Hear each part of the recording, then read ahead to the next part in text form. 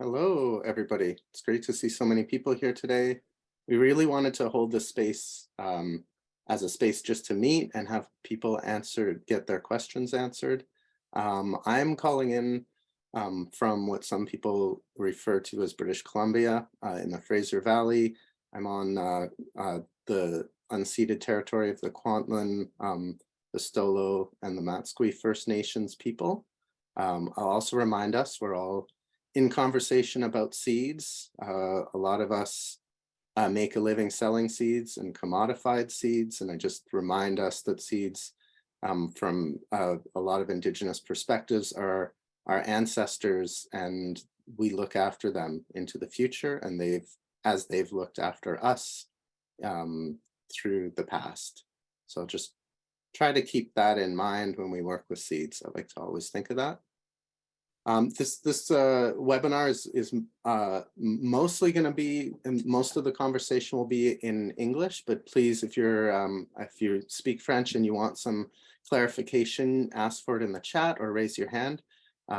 We have a couple people on the call that would be happy to translate for you. And then depending how the conversation goes, and how many people want to have a conversation just in French, we might break into breakout rooms later in the meeting so that we can have conversations in our language. I'll start just with a basic overview of the trials. So our trials, we always choose our trials based on farmer surveys. We try to gather as much information, and then at some point we have to go through those surveys and just decide what kind of trials we're going to do that would be appropriate for the most amount of people. The trials this year and the requests for types of trials were quite vast.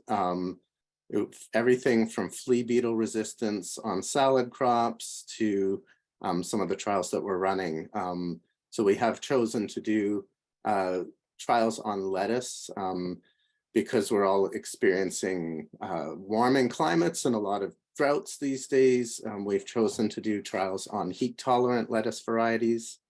And then because we've been working with carrots a lot over the last few years and have some breeding projects to assess, we are also doing 2 carrot trials. So anybody who's joining for the lettuce trials, there's 3 different types of lettuce, but that is considered one trial. So regardless of how many types that you're doing, whether it's the Batavian or the Butterhead, that is considered one trial.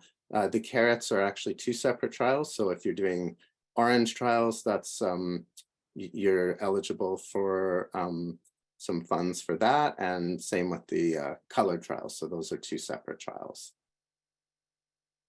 I wonder, Hugo, do you want to share that map? And just so Hugo's put together a map so that we can kind of see a visual representation of where we all are. And it's really neat to see how spread across the country we are. We even have somebody up in the Yukon this year. Some RC, I'm trying to remember how many people we have in the trial. I think this is possibly the largest trial that we've run to date. Any RCs confirm that for me? We have 78 people listed in the trial on SeedLinked, plus I believe 3 mother sites that are doing triplicates, so over 80 folks doing the lettuce trials. It's so exciting. Just as a add-on, we are running a similar summer lettuce in the US, and we have 110 people, so it's going to be super exciting to join force at the end, and it's going to be a lot of valuable information for everyone. Okay, great. So I think what we'll do is just open the floor for any burning questions that you've come with. So again, feel free to put them in the chat or just unmute yourself and feel free to ask away. Yeah, feel free to ask any questions about the different varieties that are on the trial. If you have any questions around the evaluation rubric, around timing for seeding based on your area, or how to use seedlinked. So any kind of questions are most welcome, and we can start from there.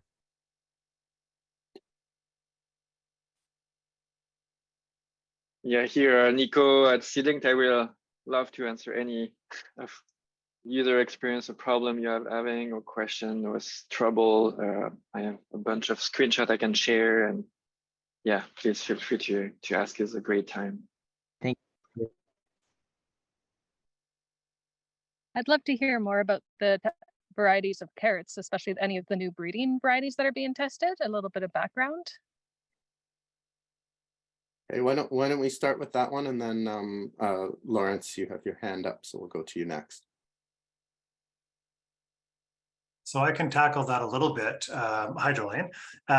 We're actually still in the process of finalizing all our carrot varieties. We were really hoping to be able to share 2 breeding lines from UBC, but our seed production ended up being quite low for this year, so that's looking tenuous, but we might be able to pull from our 2021 and 2022 seed stock for growers to try out some of the one of the orange varieties we've been working with for that. So that would be pulling from our mass selection over 4 years. So there'd be some consistency, but some variability there. And we will be getting between 4 and 7 varieties from Organic Seed Alliance in both orange and specialty carrots. These are ones that are still in the breeding stages or are a finished product, including one called Carnelian, which is currently being offered by High Mowing Seeds, and a few others which just have like descriptive names or numbers for names, so that they are not yet named as varieties. And then there's going to be a few known varieties from sources here in Canada. We're using a Touchon Deluxe seed, which a few growers are growing here in BC, which is a difficult seed to find. Jean de Dube, which is coming from a French source, from a source in Quebec. I actually received that seed just the other day. And a Dulcinea, which was a popular one that is actually our one American sourced seed coming from Fruition Seeds. And then we'll be using Bolero, as we have in the past, as a Czech variety for our orange trials. For specialty carrots, it looks like we won't have a Czech variety because there's going to be so much variability there. But there will be a variety of different colors and stuff that come from those from Organic Seed Alliance. So yeah, hopefully we have that stuff confirmed very soon. We have those lists out, and then we'll share carrot protocols with folks and start sending out seed-linked invitations. It's always many, many steps to get all that stuff confirmed. So hopefully very soon. Great. Thanks, Chris. Lawrence, feel free to unmute yourself. Thank you. Hello, everyone. So I'm actually a teacher, but I'm a really bad student. So we received a lot of information, and I just haven't created my seed LinkedIn profile yet or anything, because it really, I was a little overwhelmed, and it seemed like much more than I was getting into. So what I would need is sort of an overview of what this season might look like. But I'm hesitant to take everyone's time with that, because I know some people have already been through the trials. But yeah, I just need a little walkthrough to see if this is something I can feasibly commit to or not. That's a great question, Lawrence. And looking at the chat, there's a lot of first-time people on this call, so it's really great. I think it's a great question, and I wonder if it makes sense, Nico. I wonder if it makes sense for you to just kind of walk through the seedlink process. Would that be helpful, Lawrence? Yeah, I can do that. I can do a quick run through. I can focus on the mobile app, if that's okay. It's hard, you can do web and you can mobile, and mobile really help to be on the field and upload picture and so forth. So if that's okay, I can share my screen and give you a quick walkthrough. Okay, sweet.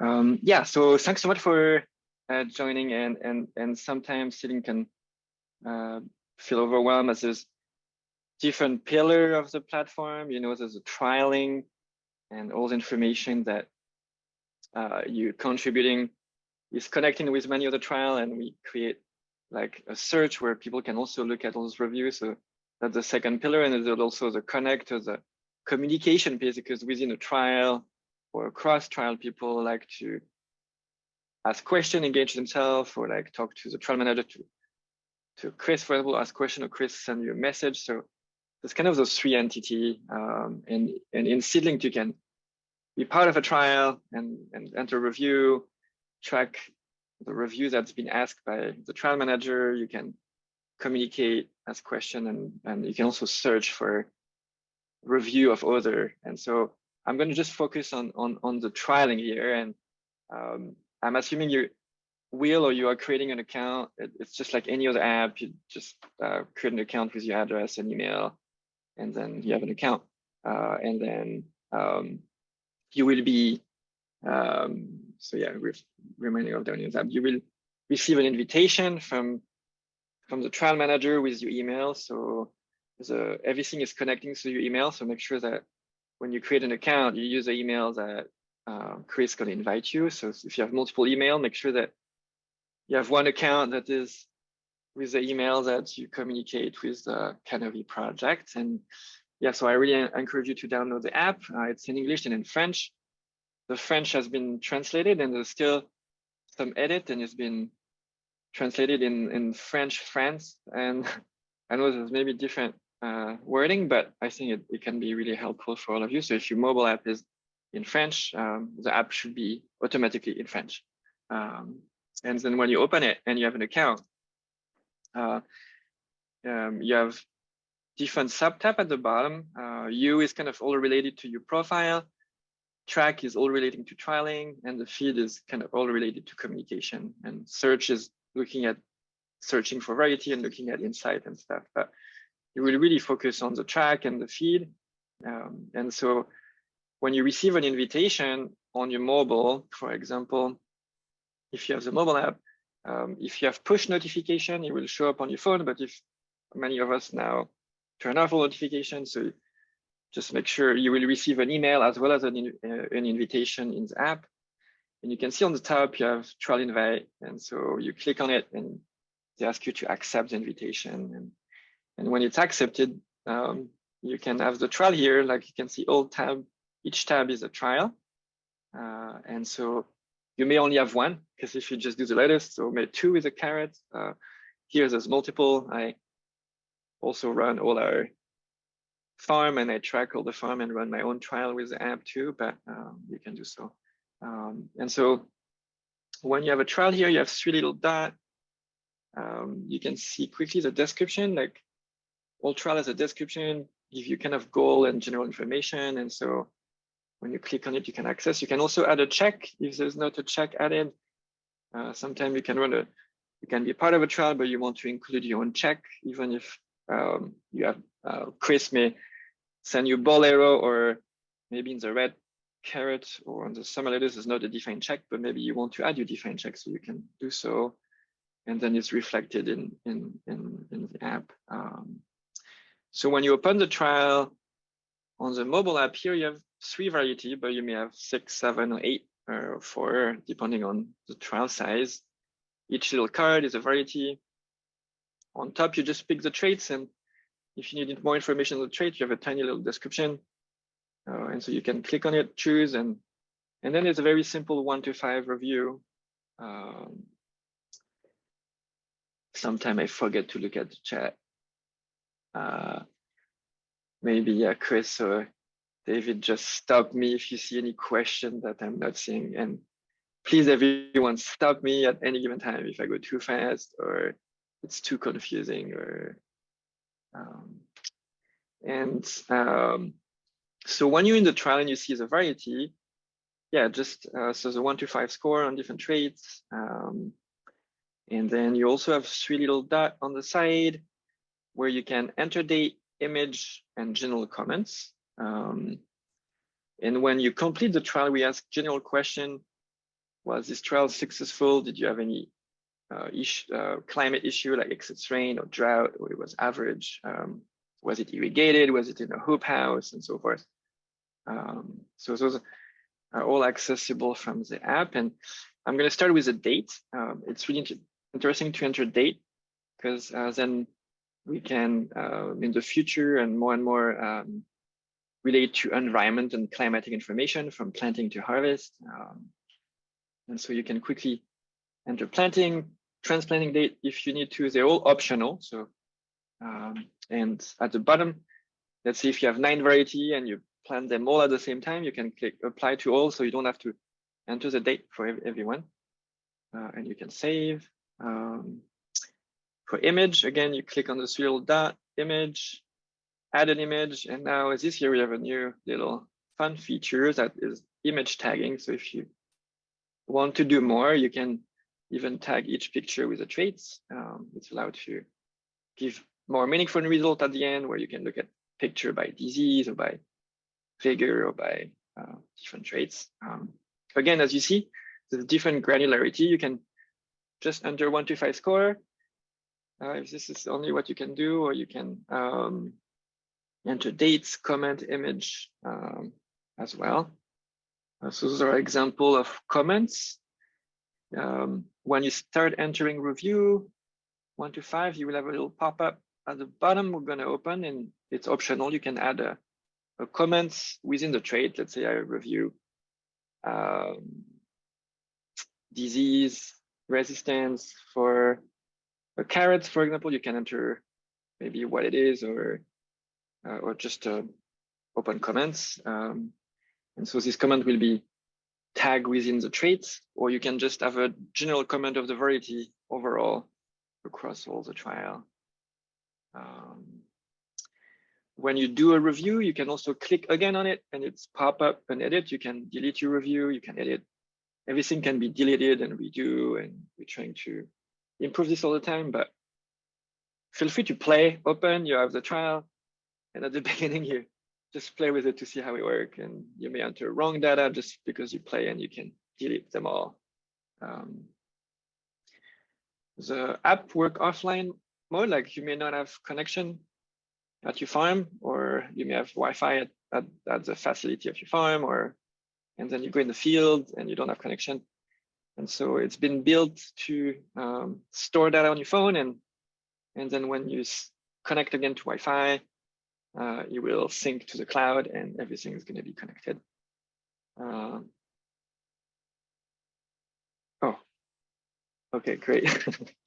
Thanks, Rebecca, for your comments. I suggest for the offline mode, it seems a very easy thing to develop as a software engineer, but it's probably the hardest thing we've tried to build in Seedlings, because on and offline is not a black and white. It's like I have little connection, a lot of connection, no connection.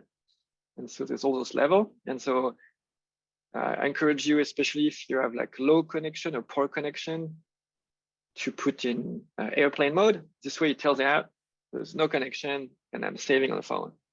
Because sometimes you may have little connection and it's going to start spinning to try to push data, because you may think you have connection. But so the easiest is put on offline mode, and then you wait, and then maybe when you go back to your house, you turn on again, and you will automatically sync when you open the app.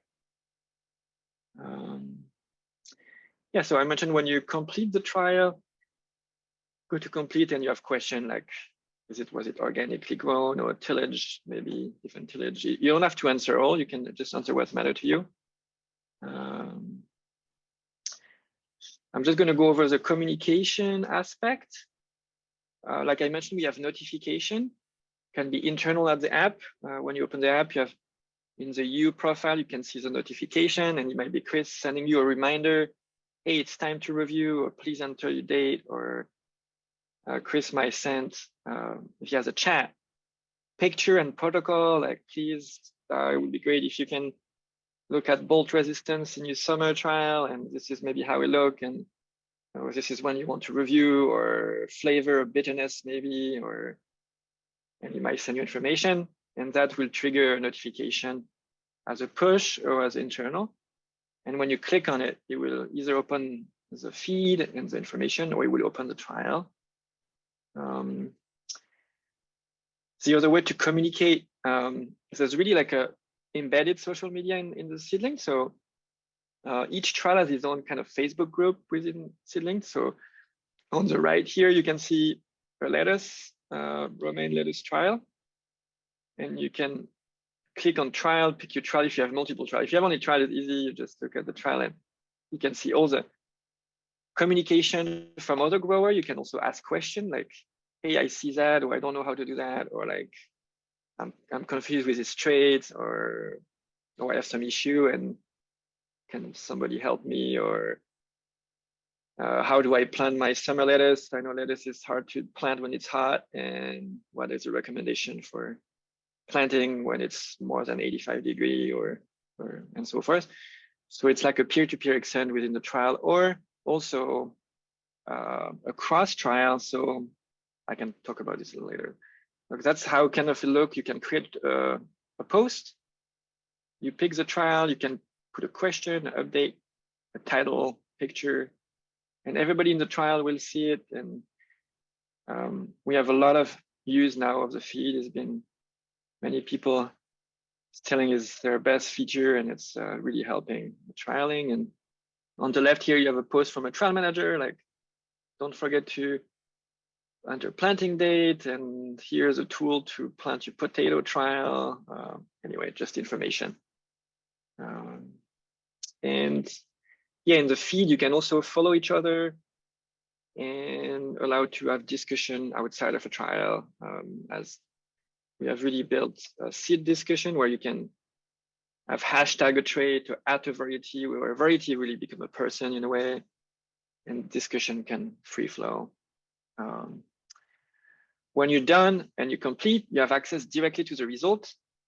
So you don't have to wait 6 months or 12 months that Chris or whoever do the trial, compile and gather all the data. It's like you're done, and the data are on the web, like already available for all the data has been submitted as today, as the date you've done it.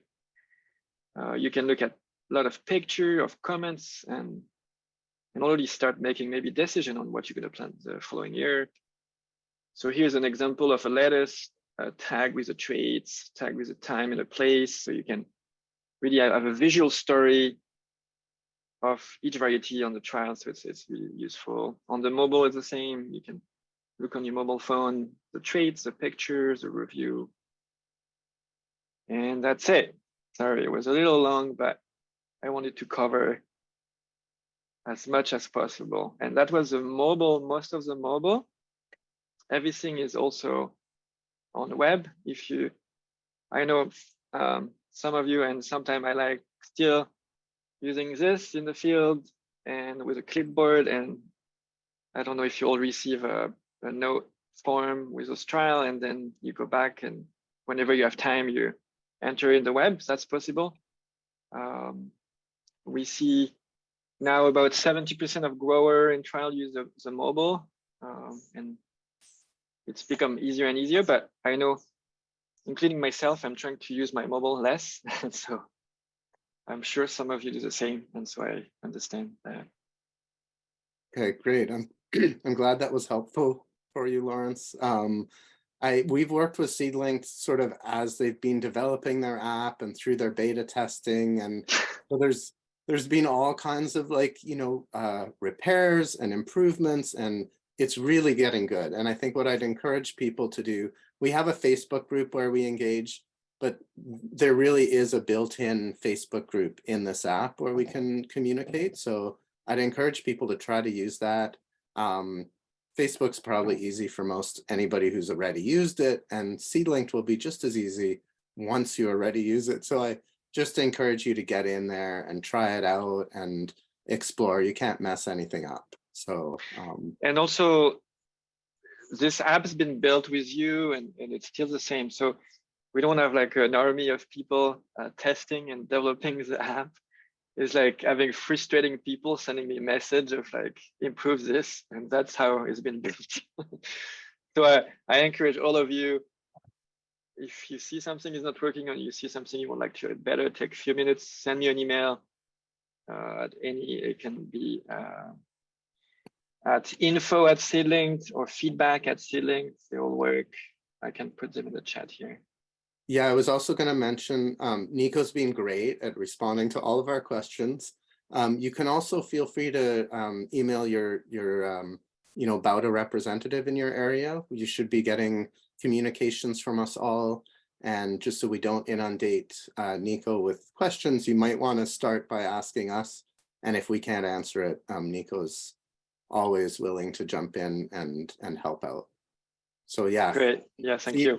Yeah, so feedback's super important. And anytime if you have frustration with the app or anything, please reach out. We really want to help make it as easy as possible for everybody. Yeah. And we are pushing a lot of small adjustment and improvement next week. And so we are trying, every other week we make more improvement or fix bugs. As sadly, and I'm a breeder and feed person, I'm not a software engineer. And as you all know, you've seen with Microsoft, whatever software order, there's bugs and issue, and we have a gazillion less funds. And so it's by definition, technology has bugs. And so we try to do our best, but yeah, thanks in advance for your tolerance and feedback. Great. I actually just want to add one quick note regarding Seedlinked is, so at the beginning of the trial, you would have been sent an invitation to either the lettuce trial or maybe to a rutabaga trial. If that's it, it's important that you accept that invitation as well. So if you're finding you don't have the access you thought, make sure you accept that invitation. There has been a couple of reminders that have gone out. There are 16 folks out there who have not yet accepted the lettuce trial. So that will just get you going. And yeah, as soon as you plant your crop, you can start recording that data. So yeah, just a reminder to accept that trial. Yeah, and maybe I show a little bit in how it is in the app. And if you don't have an app, let me just quickly share how we look on the web. This way, everybody is on the same page. So on the web, it's under track. And here you have trial invitation. Here I don't invitation, but you will have an invitation. You also will have a notification here to accept it. So you can click on it here, or you can have access it here and accept it. If you were not too scared of the presentation today and you still want to do it, but please do it. It's easy and it's fun. So great. Okay, I'm happy to. We can open up the floor for more questions. Feel free to put up your hand or in the chat. In the meantime, just want to go back because there are a lot of first-time people on the trial. And just to give like a large sort of scale overview of why are we doing these trials in the first place. So trials are, there's lots of this rationale in the protocol sheets that we've shared with you. I'll also mention, Hugo talked about that the 1 to 5 rating. In your carrot variety trial instruction sheet, I believe on page 6, there is a rubric that should give you some idea of how to rate the trial, or maybe on page 7. So it gives you an idea of what is a 1 for germination, or what's a 4 for germination and vigor and canopy cover and all that kind of stuff. So you can I think it's on page 6 for the lettuce trials. I'll also mention, the reason that we do trials in the first place is we're trying to identify either a trait or a variety that does best. So it's important to select appropriate varieties to trial. We didn't just go through. Thanks, Rebecca. In the chat, there's a link to the protocols there. We didn't randomly go through seed catalogs and choose lettuce varieties. I think we started with apparently around 80 different varieties and whittled them down. We are trying to compare varieties that have been produced regionally. And so we are really focusing on trying to make sure that those ones are in the trials. And then we'll often add for a check variety, just a variety out there that we know does really well. Sorry, correction. Chris started with 170 lettuce varieties. We had many meetings as the Bauta team to whittle that down to a useful number. I don't imagine there'd be anybody on this call if we were offering a trial with 170 varieties. So it doesn't need to take up a huge amount of space in your field. It's in a lot of ways, in order to do one trial yourself and have good data, you would need to replicate this multiple times, and it would be a lot more onerous. But because there are almost 80 of us taking part in these trials together, each of our trials can be a bit smaller, and then the data gathered together is really, really useful. So one reason for doing trials is just identifying the best varieties out there. The next stage might be identifying suitable parents for breeding projects. And then just, you know, in general, building capacity on our farm to learn how to do these trials, either on our own or collaboratively, and then how to move from them into some breeding projects is kind of the overall goal. And I just added one thing from what David just mentioned. You might find you in the field trying to review, let's say, bolt resistance or disease resistance, and like, oh, is it just 2 or 3? I have the protocol, but really at the end of the day, and we've collected hundreds of thousands of review, and it seems that it's good to get the frame of what David, the coordinator, share with you, but really dig into your gut feeling too, and also allows this uncomfortable space where you are in when you're reviewing, and trust that you have really an amazing experience, because you really do, and we've seen this over and over. You get into this uncomfortable stage of reviewing, and you say, oh, that's a 3, and you're not sure, but in fact, what you're sharing is so powerful, like, and especially when you have many people. Even if you feel uncomfortable or not know if it's a 2 or 3 or 4, just give what you feel, and it's really powerful. Are there any other questions, or if there aren't, I would invite maybe people on the call who have taken part in these trials, if there's advice that you wish you had had when you started them that you'd like to give the people on the call who's doing this for the first time. I'll jump in.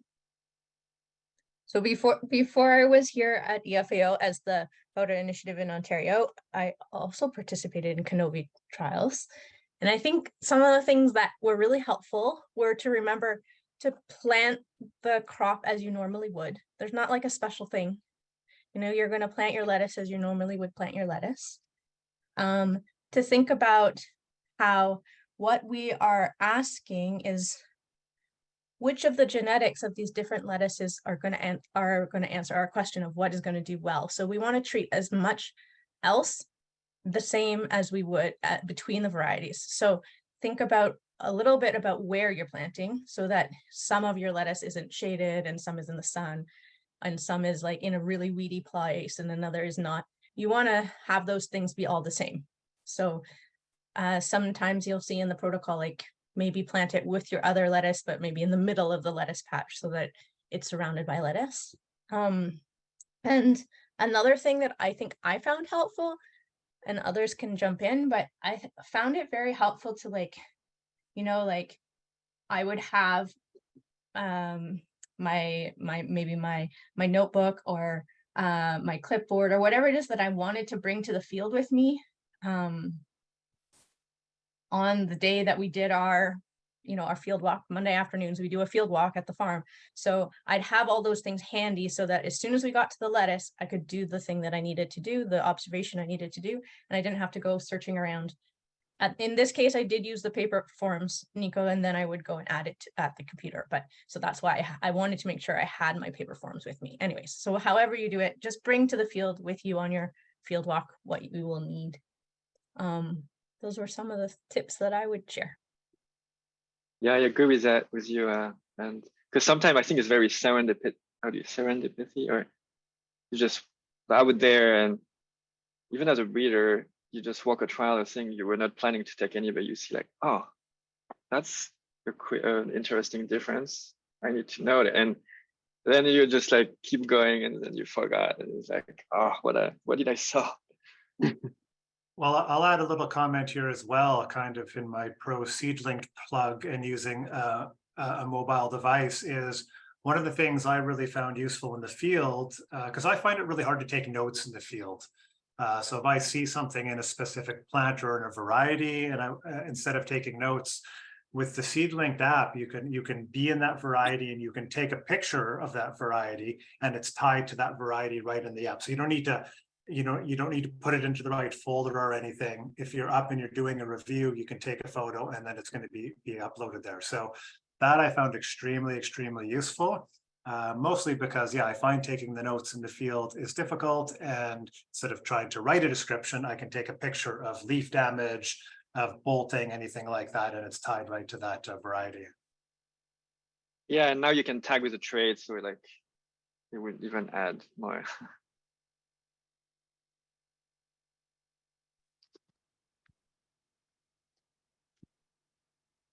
Thanks. Oh.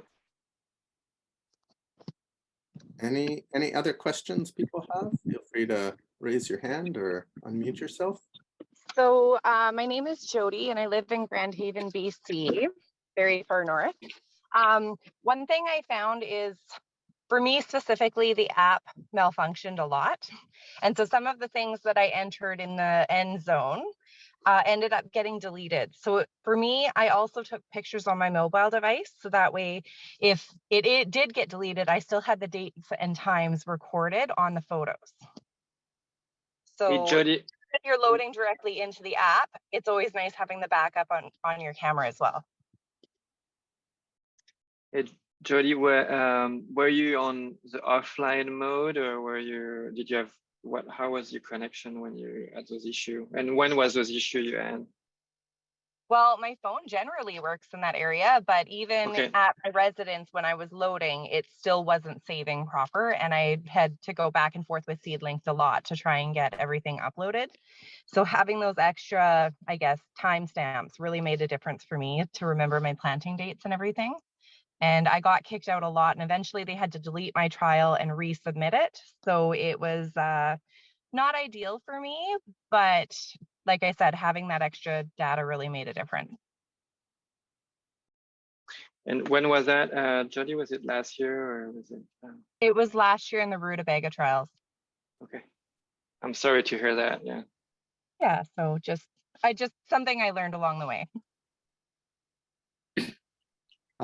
Okay, thanks. Karen, you have your hand up? Yeah, what I was going to say is I think it's really helpful to understand where you're going to end up, because 2 years ago we did our first trial and sort of went step by step through it, but I had no idea where we were going to end up. So it would be good to like somehow provide people with, okay, you're going to end up with 12 plants of this, and you know, we did the radicchio and the turnip rutabaga 2 years ago, and then the carrot and the radicchio last year. And so then last year we had a better idea of where we were going to end up, that we were going to end up with all these different, you know, trials, and maybe other people have done them before, but that was our very first experience doing it. So it was, when you go step by step, you're sort of in the moment, but you don't really go to say, oh, this is how it's going to end up in October or whatever. So if we could give people, I think, a snapshot of like what it's going to look like at the end, maybe even like in their garden or at their farm, in the field, you know, sort of what you're going to end up, where you're going to end up. What was there, when you say where you were going to end up, Karen, is that, was there a surprise for you in the end about like where you thought you were going with it, or? It wasn't really a surprise. It was just sort of like going through in the moment of like, okay, we're, putting these in, we're seeding them, we're doing this, like we're transplanting them into the field. And then say for radicchio, we got to October and it was like, oh, okay, we're going to harvest these and this is what we got for harvest. And so it was just, I guess I didn't know what to expect because I'd never done it before. So I think if, maybe even if like, I'm thinking putting together your pictures like of the journey or whatever of like, even if somebody had, okay, this is what May looks like and June, July, August, September, and this is what you're going to end up with in October. And maybe you've already done that and I just missed it, but that was all. It's just that that first year, I just didn't know what was going to happen. Okay, great. Yeah, I will mention like these crops you're growing for the trial, but you should be able to also harvest and be able to sell them. The heat tolerant lettuce varieties, unfortunately, we do want to actually assess whether they're heat tolerant, but so you might need to look for a bit of bolting first. So that one might not be the easiest to do. However, if there's some that seem to make it through the heat and they're fine and you've been able to assess them, you should be able to harvest those lettuce as well. The carrots, absolutely, you should be able to harvest and be able to sell them in the end. Yeah, and we were able to do all of that. It was just, I didn't know what to expect, I guess. And it was great. I mean, we loved doing it, really interesting, but it just that, okay, this is what October is going to look like. This is what the end of the trial is going to look like. And I know going through the app helps what you just did. So that's all good. Okay, great. Okay, any other questions? I have a question, actually. It's Jody again. So with the lettuce trial specifically, there should be a harvest date. So for instance, 58 days from planting is when you would harvest those technically. Is that correct? Like, should we have the information and try and like harvest them within the window of recommendation? I think days to maturity are always a bit of a guess. And you're, in the north in BC, and we've got folks down here in Southern Ontario who are basically Northern California. So there's like a lot of difference amongst all the growers here on the call. And so those days to maturity, which we have gotten from the different seed companies, are a guess. So as with any lettuce, and I bet any variety of crop that you're growing, you're going to say that this is an approximation of how long it may take, but you're going to go out there and assess, is this head mature or not? And so do the ratings of, all the different traits at the appropriate time for the lettuce in your garden. And you may find that the lettuce days to maturity are not 55 days in your area, and that's totally okay. That's one of the things that we'll learn in the process. I hope that answered the question, Jody. Oh, for sure. Thank you. It's just when she said like going into November, my lettuce doesn't last that long. We usually have 2 or 3 crops in the summer. Yeah. So I wanted to ask that question. Yeah. Last year, Karen was doing the crops that went really late into the season. So some of the storage crops like the rutabaga. Okay. Thank you. And Jody, I know if you want to see more information of the variety, like when you're on Seedlink on the web, you can look at, like, here's a list of trial, for example, and you may have just 1 or 2, but if you open the trial, you can click on the variety itself and you will see the estimated date to maturity, maybe description and other. And so if you really want to know the date to maturity that was estimated for this variety, you can find it quickly. Yeah, I was looking at that, and that's why I brought the question up. Maybe add one other quick note, and this is kind of following up on Karen's question, is It's good to go through and read the trial protocol sort of front to back. It's not the most exciting reading, but it does give you a sense of the space you're going to use, what the days to maturity are. So it should help you visualize the season a little more easily. I think we could definitely look at like here's what your plot will look like at the beginning and mid and end season. I think we could easily put together some photos like that. But yeah, going through the protocols will help you prepare a little bit better as well for your planting, transplanting, and understanding what the space use is going to look like as well. Okay, I think we've got Catherine Winlow. It looks like you're raising your hand, and Yes. then Tiffany Yes. next, and then we were gonna probably break into breakout groups after that, if that's possible. Okay. Just wondering about the photographs that actually were coming up for the lettuce trial. Are those photographs actually of the actual varieties? Because I had a question about that when I did the radicchio trials, and it would have been really helpful to have actually a photograph of the actual variety when I was looking through. So anyway, yes.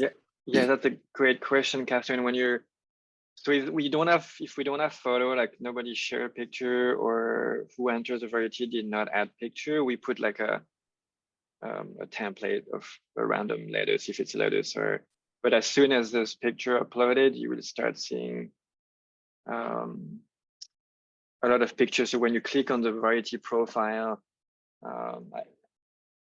you will see quickly a lot of variety picture. Yeah. So Yeah. they are that the photograph is of the variety. I think If there is variety, or if there's picture uploaded by people, then those will be displayed. If you only see one picture of like a random lettuce, that's because it was a template, because we don't have picture. Okay. Yeah. Okay. Yeah.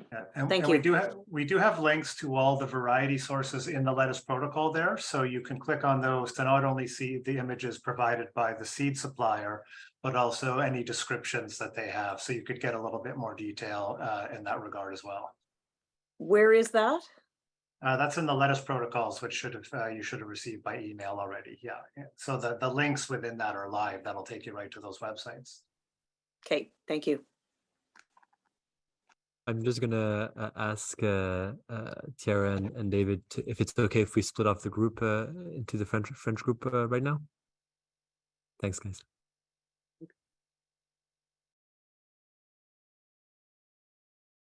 Okay, so Hugo's having a conversation with the French group in a room, and I guess we can just continue here. So yeah, go ahead, Tiffany.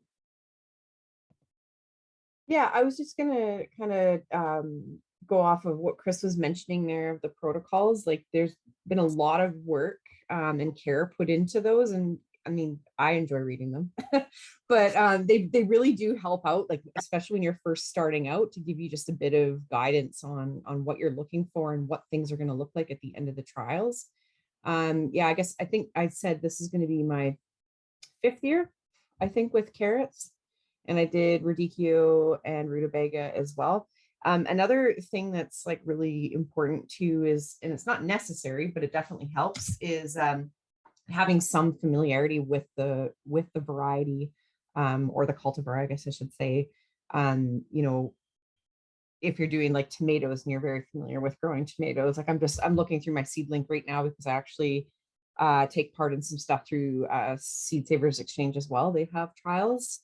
And they do give some protocol on what the tomatoes are supposed to look like, what the leaf shapes are supposed to look like.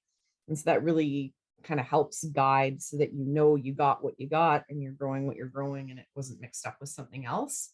But I do like that point of, you know, maybe utilizing Kenobi growers' photos when we're putting out, you know, in the seed linked world, kind of what the varieties are supposed to look like, just so people have an idea. And I think it'll help inform and make people more comfortable and confident when they're out there looking at the traits, so that it's not something completely out there and new. Any other questions? Nico, can I ask you a question before you go into your French room? Okay. Yeah. So we're going to have at least 2 sites that are doing multiple replications of some of these trials. And I'm curious how you would suggest that the farmer record the observations of the different replicates. Yeah, so that's a great question, and I'm gonna share my screen quickly. We don't have like a replication. I don't know if can you see my screen? Yes. Yeah. Okay. So right now, people have done entering multiple review for a same trait and a variety. Like if you double click on a review, you can enter a second review, and you can even add a comments to it if you want to. And all those data are recorded as 2 review. So that's sadly for repetition, the only way to do it, or we can create a second trial for this specific person. A single site trial, so this person will have 2 trials, and one might be called rep 2, and that work also. So I can help, because how many people will have repetition? So we have 3 sites that are doing triplicates, and so there's 2. I mean, there's 2 ways we can actually look at that, Rebecca. One is you could do everything by paper and then put the average as a single evaluation into seedlinked. Or what Solveig had done in the past was actually just taken the details from her best ranked replicate and put that into seedlinked. So it can be done in that regard as well. Yeah, or we can create, yes, 3 rep or 2 additional rep or 3 rep. It's also, and then data can be exported too if they need to be, but they will be all matching at the variety level. All those data will be seen. Yeah, it's nice to have the different sets of data, because then you can do stats on a particular mother site versus an average. So I understand that. That's both of you. Thank you. That's super helpful. Okay. Yeah, and I can have a short call with you to show you quickly if need be to do more setting up.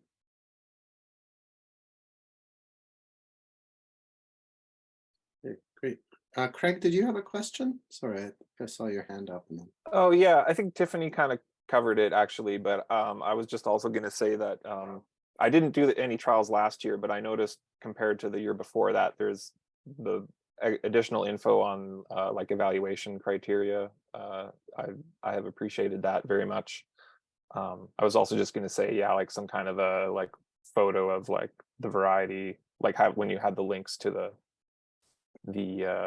pages for their seed sources, that was really helpful. And I would even say also, just in terms of like evaluation criteria, I personally would love more like technical info on you know, anything that you could provide for like on how to properly evaluate stuff. A lot of times I'm just kind of taking a spread between the best and the worst thing in my plot, which is, I think, useful, but there's maybe, you know, a more technical way to dive into it too. But I don't know if that's maybe beyond the scope or capacity. But yeah, there that's all I is, had to say. So Craig, there is the rubric within the protocol. Yeah, I saw that. Yeah. Yeah, so the rubric, because there are various ways of doing an evaluation, and we've done the spread thing, like 1 is your worst and 5 is your best, and you rate everything between those. But with the rubric, what it's basically doing is giving you more key things. So you may even find it useful to print out that rubric page, or just have, at least if you're working on germination or you're looking at bolt resistance, you can have that with you in the field, and you kind of go through each of those things and choose one that works best. Solveig had put a lot of time into that, because I think we did have a lot of variability in how people were doing rankings. And this kind of makes that a little bit more universal.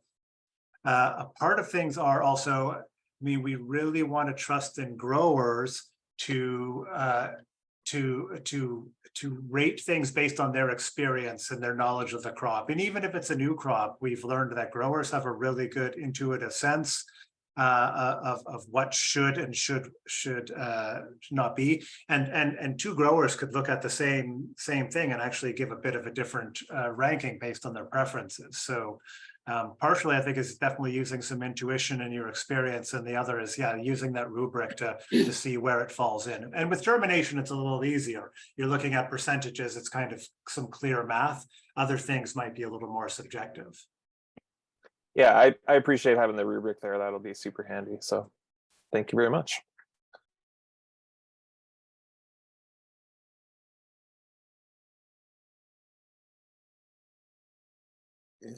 Are there any other questions? I will also add, like as Tiffany said, she enjoys reading those the protocol sheets, the instructions.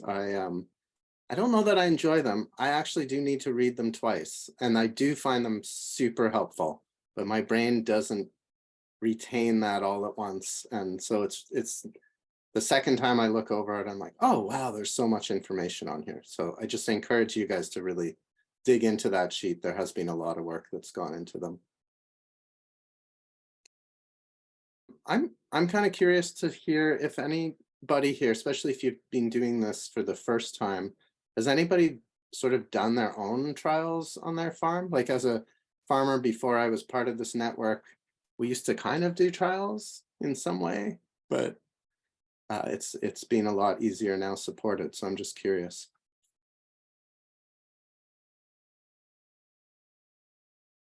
Oh, and there's a question. When people mention multiple trials, sorry, Andrew's got a question here. Do they mean multiple of the same trial? So yeah, again, if you were trying to assess these lettuce varieties by yourself, and I guess that was partly related to my question, the data wouldn't be very useful if you were just doing it once. But if you do repeat it 3 times in your field in the same year, then you're just gathering more data.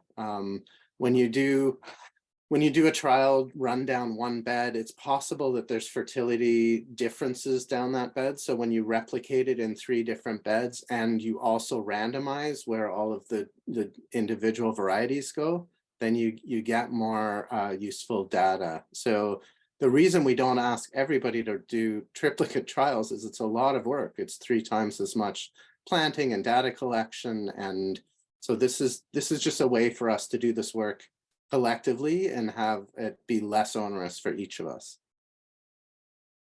Yeah, and I'll add another note as well. When we do triplicates, not only do we get a wider range and more reliable data, but there's some very specific analytical methods that require 3 data sets, which is called analysis of variance. So that's an important part of that as well. And ideally, you would do, I don't know, quadra, whatever you would call them. So you've actually got an extra just in case something goes wrong, because there's always variability. But yeah, the three reps allow you to do some very specific data analysis. And that's where I think for some of the detailed research, we really start to get into catching the differences between the varieties. And Chris, maybe you can fill in the gaps here. We have triplicates for the lettuce trials happening in Lamont, at a farm in Lamont County in Alberta, at the UPC farm, which is the other place that will likely have field days and people can take a look at maybe this summer or this fall. There is one in, yeah, the one in Ontario. And do you have an update on how things are looking there, Rebecca? Lettuce was being seeded today. We will definitely have 2 replicates. We're figuring out how much space and time we can do with just in particular for carrots, takes a lot of time to hand weed carrots. So if we do triplets of the carrots, it will be a lot, but I'll give you an update on that. So we have a demonstration garden here just outside of Kitchener in Ontario, which will have these varieties being trialed. Great. There's a comment in the chat from EK. Who's done trials with weird mutant looking plants or certain plants that outperform others and that you convince yourself that you can remember every piece of information, and you're looking forward to using the app this year. I think I've probably had the same experience.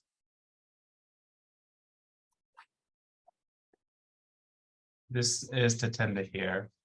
I've been doing a few trials the last 3 years, particularly looking at locally saved seed versus nationally distributed seeds, and trying to see if we can get any indication as to any local traits that benefit the ones saved here express themselves compared to stuff we get that's distributed more widely. And there's some indication in the data that there's some positive results for locally saved seeds. However, we've had some weird weather related things that have botched some of the trials the last few years, especially with our beans, where the heat dome we had just kind of killed them off. But we look at how the plants express themselves, and we're looking at we're using a refractometer, looking at the sugars in the leaf sap. But I think a platform like an app is a much easier way to keep track and monitor all of the stuff. We're using like notes and pens and stuff. So I had a talk with the UFA, and someone contacted me with some software to help better manage what we're trying to do. So yeah. I may throw in an additional comment to that. And one of the things people will realize very quickly, but maybe aren't thinking about it, is that you have a variety list. And so you know what you're planting, you know when you get the seed. We've often done, well, not often, but a few of the trials we've done in the past, we've offered participants the opportunity to do them as blind trials, which means you don't know which variety is which when you receive it. You plant it out and you do your assessment, and then you find out afterward. And the reason for that is, whether we think we do it or not, we can sort of favor things, give something a little more compost, a little more water, a little less water. So doing blind trials allows us to sort of treat everything, you know, consciously the same, and hopefully subconsciously as well. And then afterwards, we can take a look at those and get a sense of where things are. And it's also really fun to guess which varieties are which is a favorite part of blind trials. But yeah, it's quite a bit more work to do blind trials, and SeedLink is not yet set up for blind trials, but I do believe that that is in the works. So in the future, you might know which varieties you are trialing, you just don't know which one is which.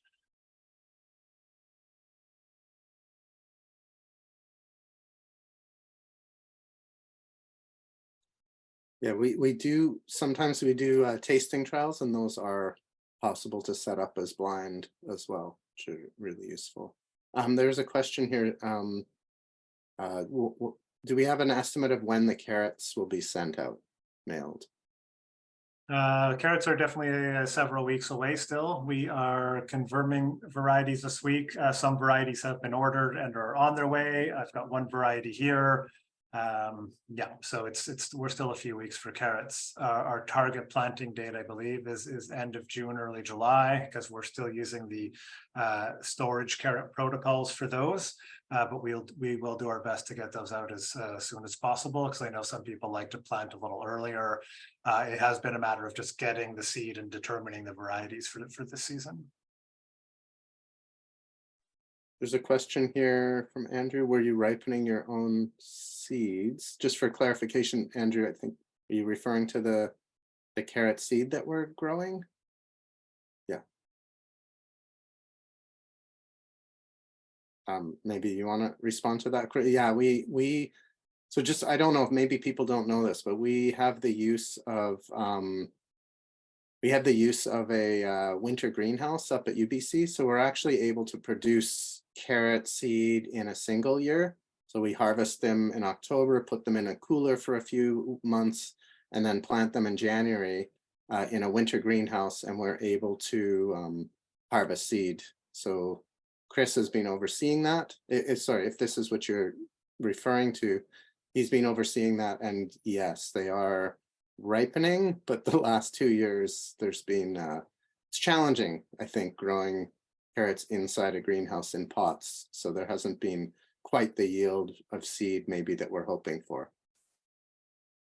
Yeah, still, yeah. So we do, for those are the breeding lines that we hopefully had hoped to get out to folks this year as part of the carrot trials. There won't be enough seed from this year's harvest. It was very poor, and still trying to get to the bottom of that to salvage what's left of my reputation as a carrot seed grower. But we do have seed from 2021 and 22 that we might be able to send out. So we're looking at ways to do that. And then, as I mentioned previously, some of the carrot that we're getting, actually all the carrot we're getting from Organic Seed Alliance are varieties they've been growing out and doing breeding with as well. So yeah, so there is seed that's being grown and bred through participatory trials that and breeding, which works very much like these trials where there are multiple farmers contributing and doing selection. If people haven't looked through previous reports of these trials, especially if you're new, and somebody mentioned like to actually understand where we're going at the end of this, those reports are really useful.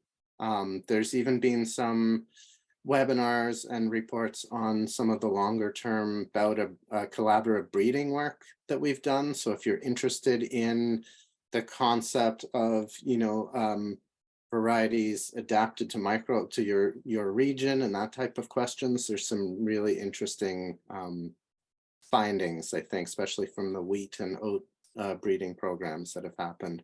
So these things are all related, I think, to the variety trialing work, the breeding work. It's all, and there's a link that Steph just plopped in the chat. So it'll give you a good idea of why we're doing this and where the end result is going. Are there any other burning questions, or are we answering them all for you?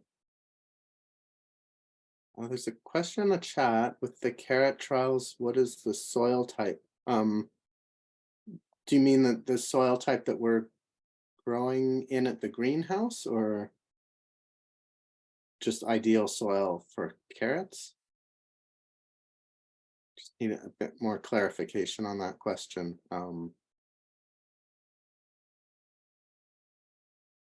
The lower mainland soil. So the carrots in the greenhouse are actually in potting soil. So we grow them on tables in pots. And then we have them, because there's multiple varieties there, we have them actually caged off. Potentially even find a photo or two of what they look like for you, if that's interesting. Oh yeah, I can find that. Yeah. I can't remember if we've shared that or not, but I think I might have some available here.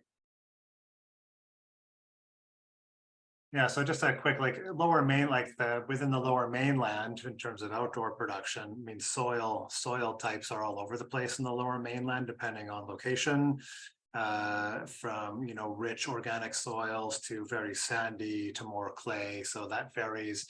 Carrots, we think of needing a really sandy soil, but they can do well in a wide range of conditions. Heat is definitely an issue for carrot seed production. Too much heat can disrupt the pollination process. So stuff may get pollinated, but the pollen tubes may abort as they're trying to go down and pollinate. So there are challenges temperature-wise with carrot seed. Which is one of the reasons coastal growing is quite good, is the temperatures don't typically get as hot here on the coast. And there's a lot of carrot seed that happens in coastal Washington and Oregon as well. So temperature is key for sure. I can show a quick picture here of what can you see that? So that's a picture of some carrots in the greenhouse. You can see a cage in the background with some one of the varieties in there. And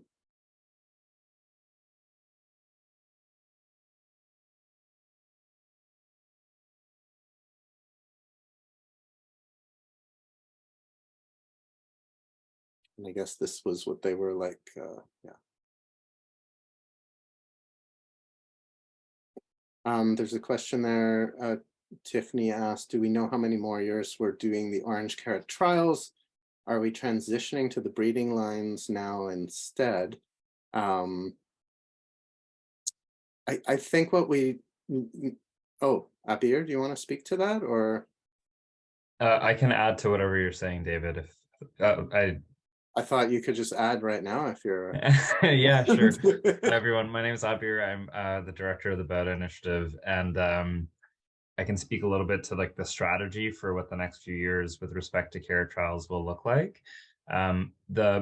In previous years of this variety trialing project, the work was funded by a grant from the Organic Science Cluster, which is administered by Agriculture and Agri-Food Canada to support organic research across the country, and our projects was one of them. So we've renewed with the Organic Science Cluster, and we're waiting to hear back on the results. And if that funding comes through, then ideally we'd still have carrot trials continuing. We heard feedback from growers previously that like it was getting a little stagnant to do some of these carrot trials for those that have been doing it for years. And a little bit more diversity in terms of evaluating some funkier lines, some more fun lines would make it more interesting. So hence the reason to have the two separate categories of trials, the orange knots carrot trial and the specialty carrot trial for this year. And we're collaborating a little bit more actively with the Organic Seed Alliance too, because they have so many organically bred populations that can be offered to growers that would be good candidates for future breeding or regional seed production. And they would all sort of fall within like an open source license, if you will, so they're excellent candidates for regional seed production or for future breeding programs. So if all of that kind of goes through, then we would continue to work with carrots. And then in addition to that, we really would love to see how the Kenobi bred carrot lines do across multiple environments, which we haven't been able to really evaluate in earnest in the first phase of this program.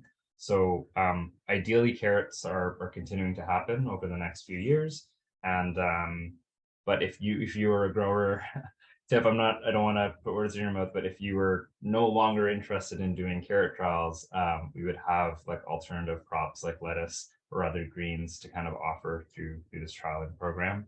And then whatever happens regionally, those are also possibilities to do different crops. So if you'd like to continue to do carrots, that would be the plan. But if you wanted to choose different crops, hopefully we have other things to offer as well. Does that answer your question, Tiff? And team, please feel free to add anything that I might have missed. Well, I'll just add, I'll just reiterate that yeah, these are the trials we're doing across the country.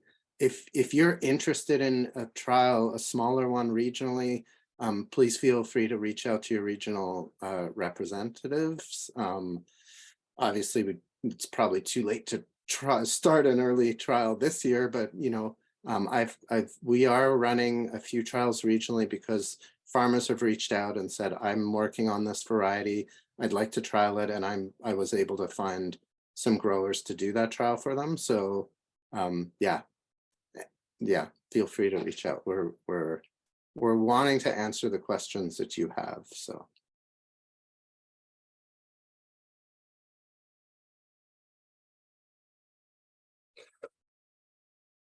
je pense qu'il y avait aussi quelqu'un du Coop du Moulin et Coop La Hutte qui vont se joindre. Alors, Laurence, t'es situé où?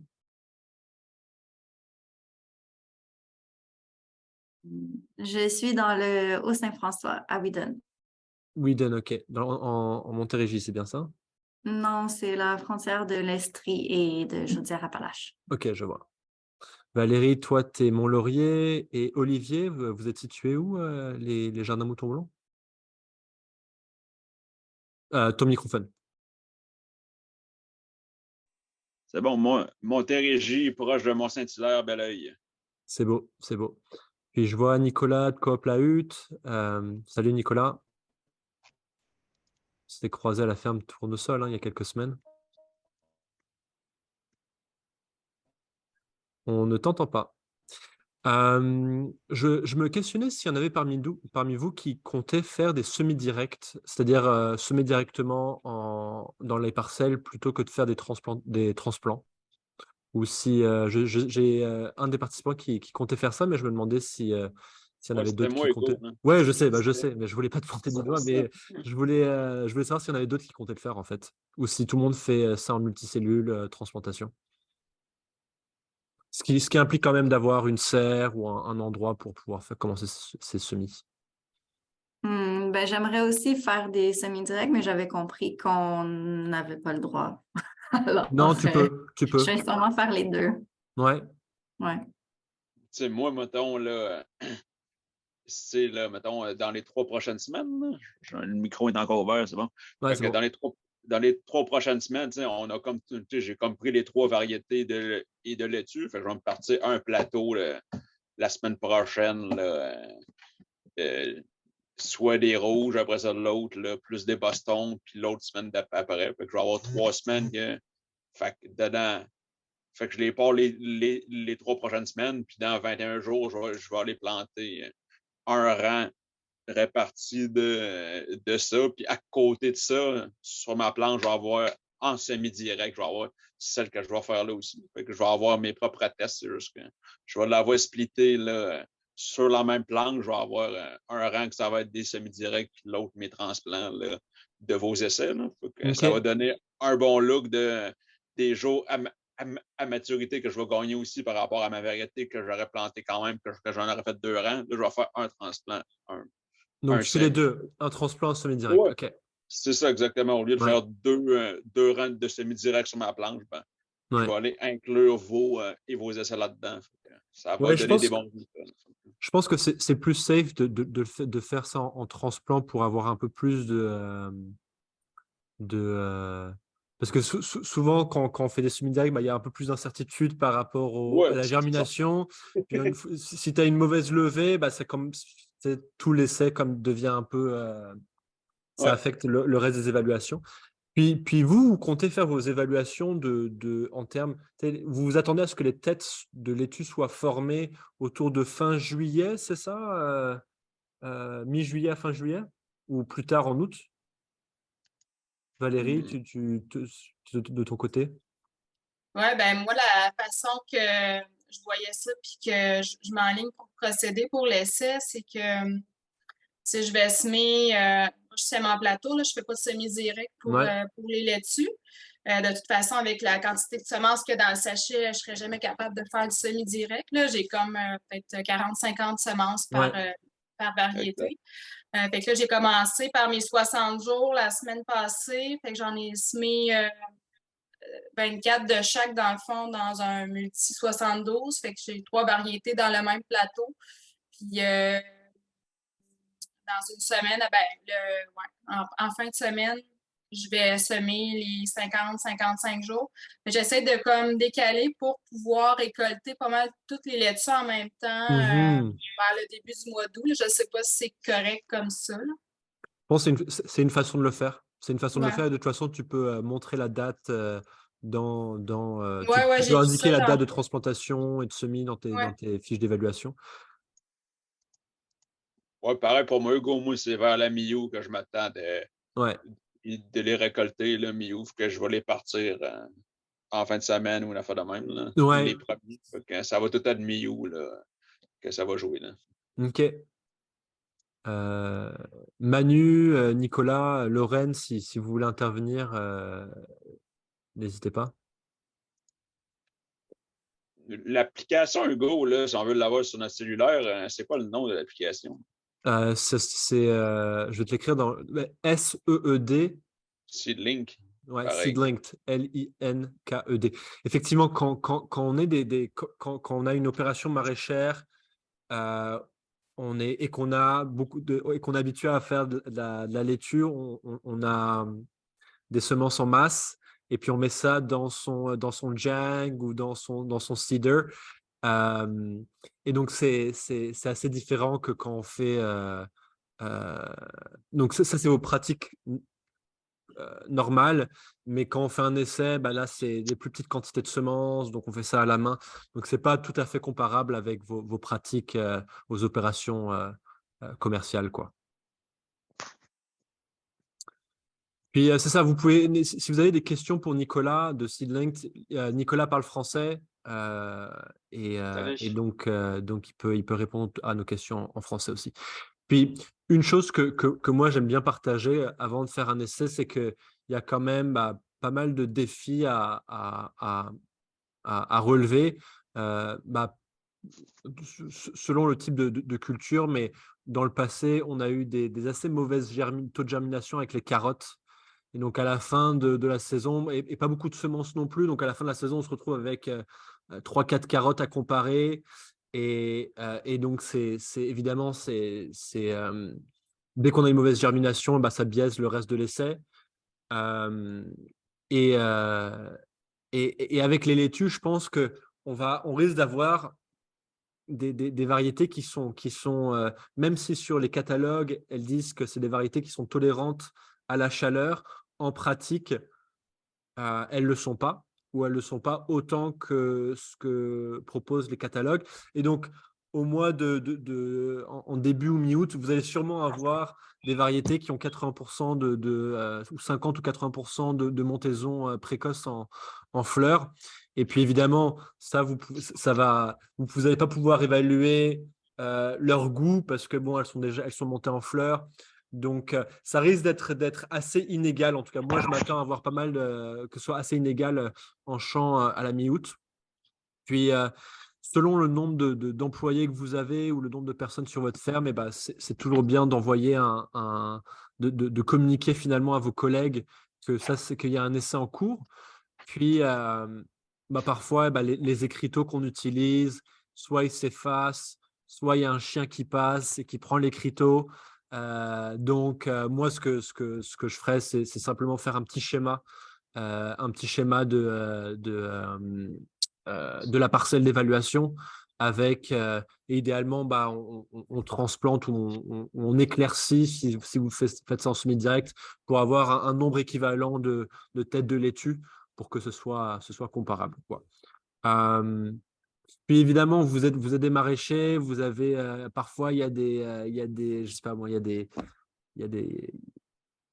y a plein de choses qui peuvent arriver dans votre vie, sur votre entreprise. Puis si l'essai doit être mis de côté ou à cause de manque de temps, on est assez familier avec les réalités des producteurs pour pas se sentir mal. En fait, je pense que ce qui est important, c'est de nous communiquer dès qu'il y a un problème. Comme ça, nous, on n'apprend pas ça en septembre ou en octobre. Et il suffit de m'envoyer un texto, un petit courriel, et puis il ne faut pas se sentir coupable, il ne faut pas se sentir mal que l'essai n'ait pas fonctionné, quoi. Et là, à ce niveau-là, sur la plateforme Seedlink, où il y a presque 1 millier d'essais qui ont été faits, le pourcentage de participation ou de completion ou de finir l'essai est autour de 50%. Ouais. Pour dire en ordre d'idée, en fait, les essais collaboratifs, c'est aussi pour ça. C'est parce que il y aura des problèmes ou il y aura des choses. Et s'il y a 70 personnes et si on a 30 35, personnes oui. C'est formidable. Déjà, les données sont extraordinaires. Mm-hmm. Et donc, c'est un peu, ça fait partie du jeu. Ouais. Ouais, et puis parfois, je reçois des courriels d'agriculteurs frustrés par Seedlink. Et puis, comme Nicolas disait, il faut appuyer sur envoyer, puis nous, on le transmet à Nicolas. Et puis, c'est vraiment pas très grave. Et on fait de notre mieux pour essayer de résoudre ces problèmes-là. Moi, Est-ce j'aurais une que... question. Oui, c'est Manu. On ne Oui. voit pas, mais on t'entend. Ah ouais, vous ne me voyez pas. Bon, le réseau. Je me demandais par rapport au laitue, quand il commence à monter, est-ce que le but, c'est de les laisser tout jusqu'à une certaine date, puis là, à cette date-là, on prend nos données, puis on récolte. Fait que si on commence à monter en fleurs, on les laisse aller ou à un moment donné, on les chope pour si on veut pas qu'ils montent en fleurs, mettons. Non, moi je laisserais monter en fleurs. Si elles sont pas résistantes à la montaison, on veut les laisser monter en fleurs. Puis c'est ça. Donc et puis si au bout une fois que tu as fait ton évaluation de montaison en fleurs, et puis bah, tu peux même les arracher si tu veux.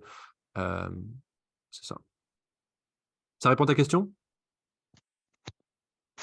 Ouais, ça répond, c'est bon. Merci.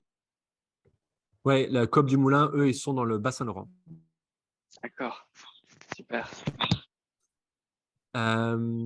Laurence, tu disais tout à l'heure que tu aimerais bien avoir un aperçu de la saison.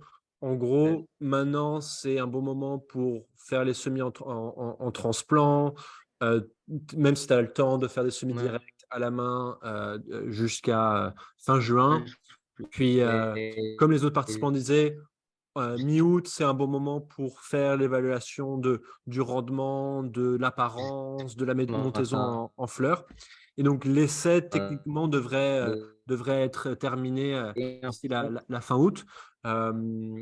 Puis, nous, ce qu'on aime bien faire, c'est pour les variétés qui ont passé le test de la montaison en fleurs, de pouvoir les goûter, en fait. Parce qu'on sait que le goût, c'est le critère le plus important pour les maraîchers, bah, d'après nos discussions. Puis c'est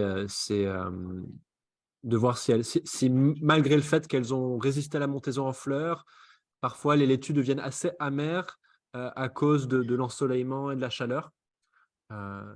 Puis c'est ça. Donc ça te donne un peu une idée d'échéancier, quoi, entre d'ici de maintenant jusqu'à la fin août.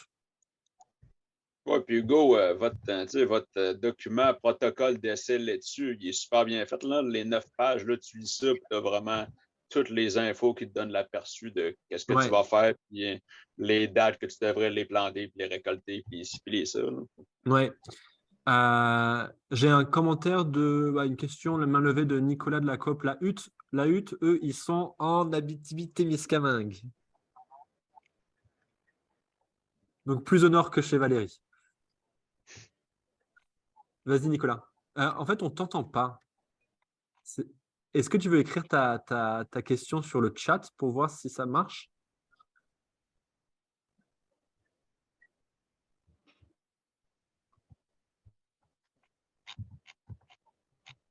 Ok, exact, j'ai pas assez de réseau. Ouais, écris ta question sur le chat, puis on pourra, je vais la verbaliser.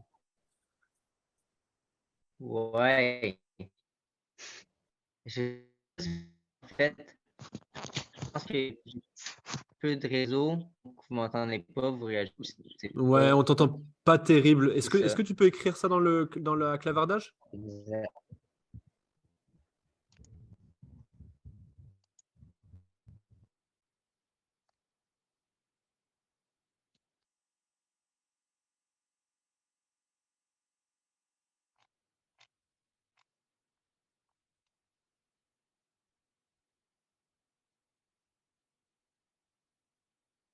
En attendant, est-ce que je peux poser une question? Bien sûr, Valérie. Je ne suis pas certaine de bien comprendre le moment où il faut récolter les laitues.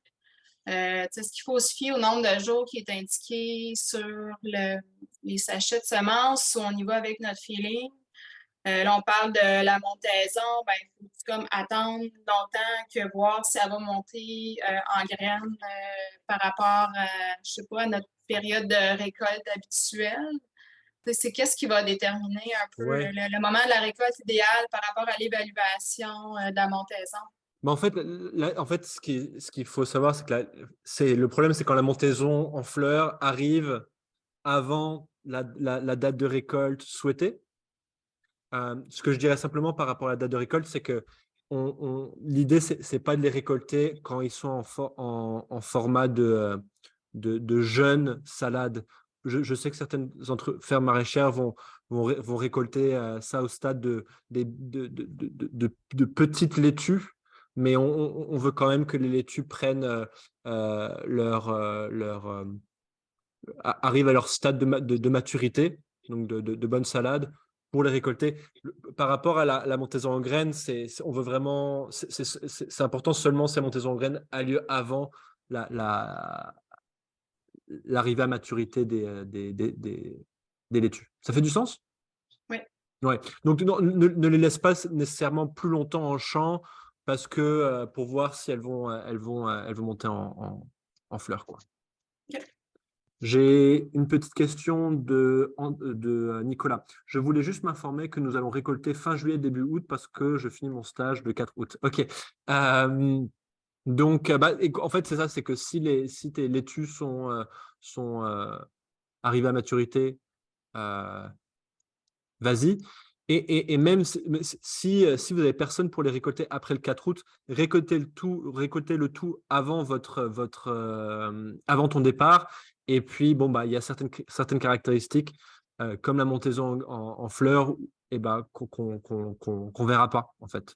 Donc, il y a certains critères, si vous n'êtes pas sûr, si vous avez l'impression que vous avez manqué un peu le moment d'évaluation, vous pouvez ne pas évaluer ce critère-là, en fait. Vous n'êtes pas obligé d'évaluer tous les critères. Évidemment, le mieux, c'est d'évaluer tous les critères, de pouvoir prendre des photos de toutes les variétés aux différents stades, différents stades de l'essai. Mais s'il n'y a pas c'est pas possible, c'est pas grave. Ça répond à ta question, Nicolas? Ensuite, Lorraine, non, on n'a pas reçu, on n'a pas encore, comme Chris disait, pour les essais de carottes, on n'a pas encore envoyé les semences, mais je vais quand même t'envoyer le protocole de carottes de l'année passée. Ça va te donner une petite idée à quoi t'attendre. Et 144 pieds linéaires, ça représente combien de pieds carrés? Alors, ça va dépendre de... il va falloir que je vérifie ça. Il va me falloir quelques instants pour faire les calculs. Est-ce qu'il y a d'autres personnes qui font des essais de carottes parmi vous? Ouais. Sur le fly, 144 pieds linéaires, ça représente combien de pieds carrés? Donc 144 pieds linéaires, on fait 3-4 rangs de carottes par planche. Donc on divise 144 par 3 si on fait 3 rangs de carottes par planche. Olivier? Genre, peut-être, là, mais moi, je vais les mettre en pied linéaire. Là. OK. Tu vas semer une variété en... Ben, je vais voir là, combien de graines que j'ai. Là. Ouais. Mais c'est ça. Après ça, je vais juste en mettre jusqu'à temps que ça tombe. Là, puis, Ouais. je vais juste les mettre sur des rangs différents. Puis moi, j'ai des planches de 100 pieds, j'ai des 75, puis j'ai des 25 pieds aussi. Là. Ouais. Donc, si l'idée de semer des laitues en semi-direct à la main vous déplaît, je pense que ça va vous déplaire l'idée de semer des semences de carottes à la main encore plus parce que elles sont encore plus petites. Donc, j'ai eu des plaintes d'entreprises là qui disaient mais ça fait aucun sens de semer les semences de carottes à la main parce que c'est un semi inégal. Et donc, juste pour vous donner une petite idée là, ça risque d'arriver. Et puis moi, ça fait 3 ans que je fais un plaidoyer au niveau de l'Université de la Colombie-Britannique pour augmenter les quantités de semences, pour qu'on puisse avoir des meilleures conditions finalement d'essai. Mais il y a comme des compromis à faire entre le nombre de participants, les quantités de semences envoyées. Puis souvent, quand on travaille avec des populations, des lignées qui sont pas encore commercialisées, la quantité de semences est un enjeu. Donc ça risque d'être le moment le plus exigeant, en fait. C'est le semis à la main. Parce qu'il faut se mettre à 4 pattes, puis on est habitué avec les Jang qui sont super performants, quoi.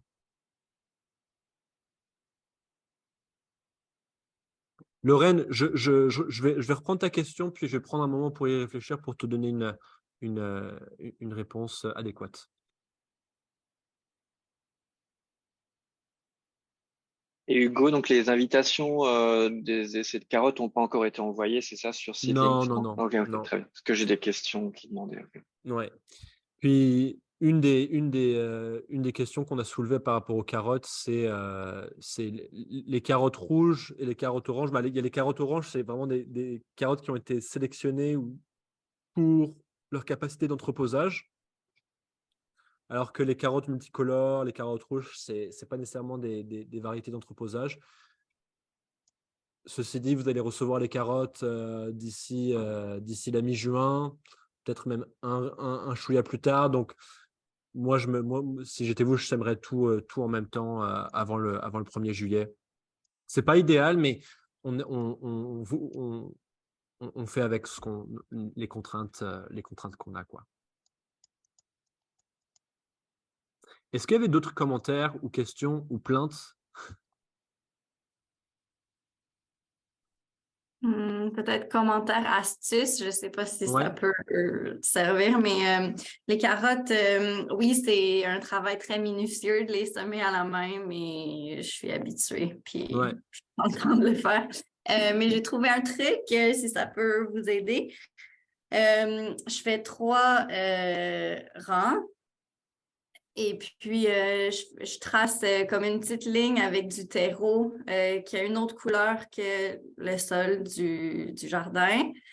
Et puis, je sème là-dedans. Puis comme ça, parce que ça prend quand même un bon 2 semaines de germination. Puis comme ça, je suis quand même capable d'aller déranger le sol à côté pour désherber en attendant que ça germe, même si je vois c'est où. Fait que si ça peut vous aider. Ouais. Puis la fermette rouge, est-ce que vous faites des paniers ou est-ce que tu disais que tu étais enseignante Oui, c'est un projet, la fermette, c'est un projet plus style de vie qu'entreprise. Je Ça nous vois. rapporte Ok, pas c'est beau. beaucoup. Mais on vend au marché au village. Ok.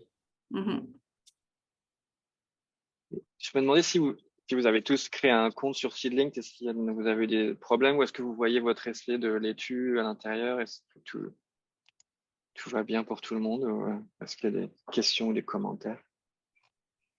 Bon, moi, je l'avais créé sur mon ordinateur, puis là, j'étais en train de voir comment le faire sur l'application, comment rejoindre, mais là, je vois dedans l'essai sur l'ordi qu'il y a un Ready to Seed, fait que j'imagine que je vais cliquer dessus lorsque je vais aller faire mes plateaux, puis que ça va commencer là. Super. Ok, formidable. Ouais, puis Nicolas, nous, au Québec, on a tendance à générer nos propres outils. Donc, on a comme on a un réseau, on fait des essais à côté d'haricots jaunes, puis on utilise d'autres protocoles. On a un wiki maraîcher où on met des évaluations de variétés là-dessus.